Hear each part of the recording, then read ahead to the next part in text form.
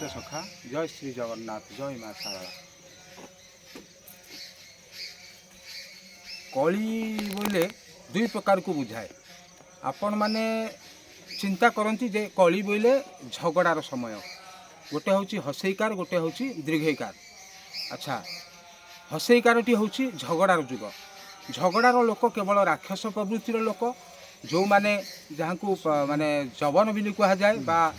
सेई राक्षस प्रकृति जहाँ ठी अच्छी से माने सेई कली की भल पाती एवं सेई कली भितर से माने मली हो जाती। जो माने दीर्घईकार कली की धरिचंती, कली कलमुष नाशार्थे गुप्त लीला प्रकाशित महापुरुष माने आसीथिले। से कहले कौन ना कलीर आउ गोटे अर्थ होची मापिबा बा कलयंती, कली जुगे कलयंती विद्या माने जो विद्या को कली पारिछि बा पवन को जे कली पारिछि से पवन ही आमर जीवन। आज सारा सृष्टिर प्राणकर्ता होचंती श्री जगन्नाथ, जहाँ को कह जाए जगिकी बसीथिबारु तांको ना होची जगन्नाथ। जगिकी जे आम भितर ना को थय करुचंती सेई जगन्नाथ को जो माने जानती से माने ये कलीर पराभवरु बहुत ऊर्ध्वरे रहिबे। एवं जदि कली जदि संपूर्ण लोकंक भितर कली झगड़ा लगी जदि समस्ते ध्वंस भी पाती, जो माने यही तत्व को जानिचंती से माने कौन करिवे ना ये संबंध रे किछि भी तांको काने रे वार्ता पहुँचबो नहीं, से तांको रास्ता रे पूरा अटल होइकी रहिबे। जो माने यही पवन को मापी शिखिछंती समस्ते कहती 21,600 जीवर भजन। अच्छा, जदि जीवर भजन 21,600 ताले केते लोक से जीवर भजन को केबे मापिच? ताले जदि जीवर भवन 21,600 ताले परमर भजन केते? परमर भजन को ही जानी दिए जीव आ परम के कौन भजुचंती एवं सेई तत्व को जे बुझीगला से वर्तमान ये कलीर करार रूपरू से निश्चित ऊर्ध्वरे रहिबो। एवं तांकर किछि भी ए दुनिया बा ये जो कहउचंती जुग शेष हो माड़ी आसीबो, से भूमिकंप हो जहाँ भी हौ, कारण महापुरुष माने आसीथिले से माने कहिकी जाइचंती जे यही कली बोले यही जो माप जुग को जे मापी शिखिला से कौन करिवो ना यही मापकाठी द्वारा से कौन करिवो ना तार स्वतंत्र भाव में से स्वतंत्र होइकी बसिकी रहिबो। सृष्टिर विनाश हेले भी तार विनाश होई परिबो नाही। ता भितर कौन हबो ना जदि भी से विनाश हो जाए, जदि से गुरु मंत्र से पाइची बा जदि से नाम को से पाइची बा से नाम कौन ना कहले चारि जुगे प्रभु चारि नाथ हेले तिनी नाम हेला ख्यात एकली जुगरे श्रीनील कंदरे नाम होइछि गुप्त। महापुरुष माने सेई पंचसखा से सत्य जुगरु कौन करचंदी ना भगवान सानिध्य लाभ करी करी प्रत्येक जुगरे तांकर अवस्थिति थिला एवं कली जुगरे भी तांकर अवस्थिति अछि। काहीकि ना से नाम को बंचई रखिया पई कली जुगरे भी आसी जन्म नैचंती। सेई पंचसखा केते बुलीचंती, केते गाँ गाँ बुलिकी तांकर निजस्व कथा को रखिचंती, किंतु सेतबेले केही तांको कथा को बुझी पारलेनी। तापरे भी तांको बहुत परीक्षा दबाकू पड़िथिला। अरे जदि साधु हेइच, जदि परीक्षा रे तमे फेल हो जाऊच ताले से परीक्षा न देई तमे दूर को भागुच एवं अन्यर गोड़ टाणीबा साधुर कार्य नुहे। आज समाज रे देखा जाउची जे ए यूट्यूब माध्यम रे बा ए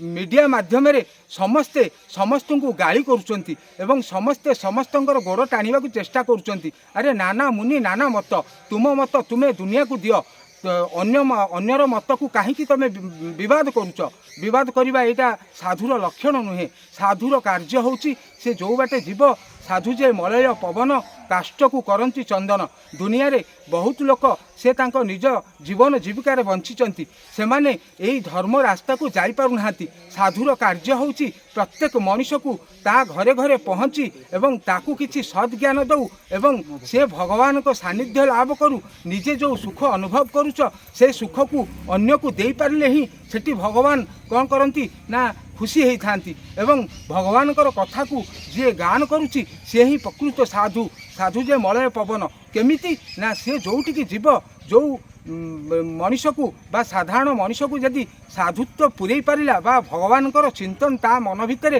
चालू करि पारिला बा सेही पवनर सूत्र को जदि से अन्य मनुष्य ठई देखिकी खुशी हैला, सेठी जानिबे जे से पवन द्वारा से कौन करुची ना जदि राम होचंती आत्मा ताहले किए ना हनुमान होचंती तांकर शिष्य बा भक्त। भक्त बिना भगवान कौन अस्तित्व नहीं बा भगवान को बिना भक्तर भी अस्तित्व नहीं। जदि आत्मा अछंती भितरे ताहले हनुमान पवन सूत बा से पवन रूप में हनुमान कौटी की जाउछंती से पवन को जदि आमे सूत्रधर करवा बा से पवन को जदि आमे जगिबा से पवन प्रकृति रे जाई परमक सहित ही मिसुची ताकू अनुध्यान करवा ही जोग बा प्राणायाम जोग समस्ते करुचंती जोगर अर्थ से भिन्न भिन्न रास्तार नौचंती जोग बोले दुईटी सरल रेखा जिते क्रॉस हुए ताकू कहा जाए जोग आमर कौन है ना जदि ये सरल रेखा यही त्रिकुटर अच्छी ताले सेठी कौन है ना तीन टा कूट होती यही मस्तिष्क बा आमर जो अर्धमात्रा तलू जो गार अच्छी ये आमर पवन कौन करुच्ची ना ताकू भेद करें ही जोग हम समस्त बंकुनाल पवन पेट भितर को जाऊँगी जदि ये पवन जड़े किए जदि मस्तिष्क बा सहस्रा दल को उठे पारी सेटा ही कह जाए जोग से ही प्रकृत जोग जदि मनीष बंची थाउ थाउ मरी पारे तेबे सिना भगवान सामिध्य पाइब कहले जे आमर समाज कहे निजे न मले किए कौन स्वर्ग देखिलानी ताले एठी चारि आंगुल स्वर्ग रखिले 84 आंगुल शरीर रे आहुरी चारि आंगुल को गुप्त रखिले गुरु करिले ही ये गुप्त पथ को आमे जाई परिबा आज जदि मनीष से गुरु कूल को भूली जाइए केवल तापे कि आम समाज दायी आमर वंशज दायी बा आमर पूर्वज दायी कहीं ना समस्ते भावती मो पिलाटी जदि गुरुकुल को जाए ताले से कौन करिवो ना बाबाजी हो मोर स्वार्थ पूरण हेनी ये स्वार्थवादी दुनिया ये स्वार्थपर मनीष ये कलिजुगे ये स्वार्थपर मनीष सकाशे आज देश ध्वंसमुख को जाऊँगी आस समस्ते मिली जदि आम भितर गोटे माने सुजोग तैयारी करवा एवं ठीक गुरु देखी जदि यही सूत्र बाबद बा यही गुरु मंत्र बाबद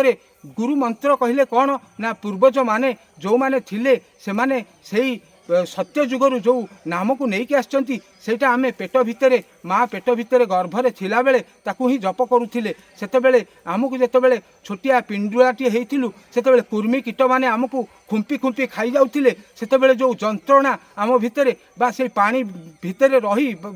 अनेक माने अलिया आवर्जना भितर रही जो दुख प्रकाश करुथिलु सेतेबेले आमर मन नाखिथिला से भगवान को पाखरे एवं भगवान आमको यही माने जेहेतु देइचंती मनीष जन्मटीए आउ सेतिपई से कौन करती ना आसिकी आम पाखे सब बेले दर्शन दौले तांको नाम आम करूँ से जो नामटी आम जो भूमिष्ठ हो गले से नामटी आम भितर भूली गले कहीं ना ये हूँ विष्णु माया को सत्यमणि संसारे भ्रमुथाई प्राणी ये जो आम जो भूमिष्ठ हो गले ये आलोक भितर को आसीगले से विष्णु माया आमको ग्रास कला विष्णु माया को काटियापी हेले केवल यही पवन तत्व छड़ा आउ कौन मार्ग बोध हुए मो जानतर नाही केवल निज भितर ही यदि भगवान अछंती कहले सकल घटे नारायण बसंती अनादि कारण लीला विद्रुते कलेवर देव मानव अगोचर देवता तो जानीपारे ये मानव केमिति जानिब ताहले कौन ना देवता किए ना यही होचंती ब्राह्मण देवता यही होचंती बा आमर जो साधु सन्थ माने एमाने भी देवता गुरु ब्राह्मण पिता माता ए चारि आमर देवता से कौन ना दियंती आ बताती से कहिबे जे जहाँ कहउचंती ता कथा को आउ के सुनिया को राजी नहांती कहीं ना निज भितर एमिति कलमुष आसी जाइछि से कलिर कराल तांकु एमिति मजबूत करी धरिछि से माने आउ गुरुमुखी होउनाहांती समस्ते चिंता करुचंती गुरु पाखु को गले पैसा नहीं जिबे बा आमको भिन्न भिन्न रास्ता रे नहीं जिबे बा आम पिलांकु से साधु सन्यासी करदेबे आमर आउ स्वार्थ पूरण हेबनी सेईटा ही बड़ विडंबना आज जदि देशर आउ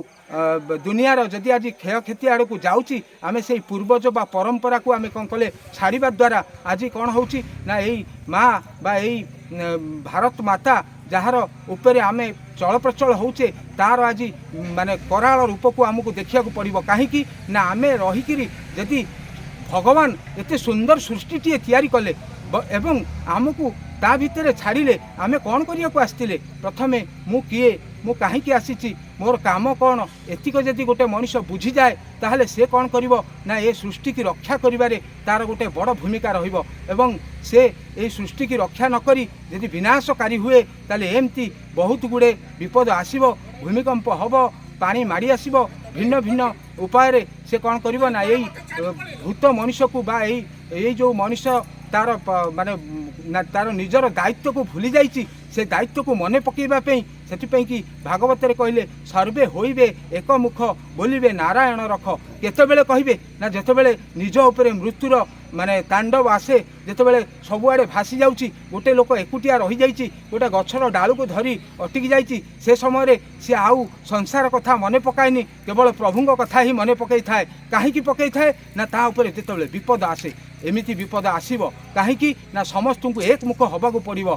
ଯେ ସମସ୍ତଙ୍କୁ ଏକମୁଖ ହେବାକୁ ହେଲେ ତାହେଲେ ଏହି ବିପଦର ସମ୍ମୁଖୀନ ହେବାକୁ ପଡ଼ିବ। ତାହେଲେ ତା ପାଇଁକି ମହାପୁରୁଷମାନେ ଆସିଥିଲେ, ରାସ୍ତା ଦେଇକରି ଗଲେ, ଦେଖ ତମେ ଦୁନିଆକୁ ଭୟ କରିବନି, ଯେ ମୃତ୍ୟୁକୁ ଜୟ କରେ ସିଏ ହିଁ କେବଳ ଏହି ନାମ ସୂତ୍ରରେ ସେ କ'ଣ କରିବ ନା ତାର ନିଜର ମୃତ୍ୟୁକୁ ସେ ଜୟ କରିପାରିବ। ମୃତ୍ୟୁରୁ ମାନେ ସବୁବେଳେ ଯେ ମୃତ୍ୟୁ ବରଣ କରେ ସେ କେବେ ମୃତ୍ୟୁକୁ ଭୟ କରେନି। ତା ମାନେ ସେ କହୁଛନ୍ତି ଯେ ତମେ ବଞ୍ଚି ଥାଉ ଥାଉ ଯଦି ମରିପାରୁଛ ତାହେଲେ ଏ ମୃତ୍ୟୁର ଭୟ ତୁମକୁ ଆଉ ରହିବନି। ତୁମେ ତ ସବୁଦିନେ ମରୁଛ, ତାହେଲେ ତୁମେ ତ ସବୁଦିନେ ଯଦି ମରୁଛ ତାହେଲେ ଆଉ ମୃତ୍ୟୁକୁ ଭୟ କ'ଣ? ସେଇ ମୃତ୍ୟୁ ହିଁ ସବୁବେଳେ ଗୋଟେ ସୁଖଦାୟକ ହେଇଥାଏ। ମୃତ୍ୟୁ ସମୟରେ ଭଗବାନଙ୍କ ସହିତ ମାନେ ମିଳନ ହୁଏ, ବା ସେଇ ମୃତ୍ୟୁ ଯେଉଁମାନେ ଜିଇଁ ଥାଉ ଥାଉ ମୃତ୍ୟୁବରଣ କରୁଛନ୍ତି ସେମାନେ ଭଗବାନଙ୍କୁ ଦର୍ଶନ କରୁଛନ୍ତି ଏବଂ ସେଇ କଥାକୁ ଆଣିକିରି ଶିଷ୍ୟମାନଙ୍କୁ ବା ଏ ଦୁନିଆକୁ ଦିଗ୍ଦର୍ଶନ ଦେଉଛନ୍ତି। ସାଧୁର କର୍ତ୍ତବ୍ୟ ସେ ପାଳନ କରୁ ଏବଂ ଲୋକମାନେ ତାକୁ ଅନୁସନ୍ଧାନ କରନ୍ତୁ ଏବଂ ଗୁରୁମୁଖୀ ହୁଅନ୍ତୁ, ତାହେଲେ ଏ ସୃଷ୍ଟି ପୁଣି ଉଜ୍ଜୀବିତ ରହିବ। ଜୟ ଜଗନ୍ନାଥ, ଜୟ ପଞ୍ଚ।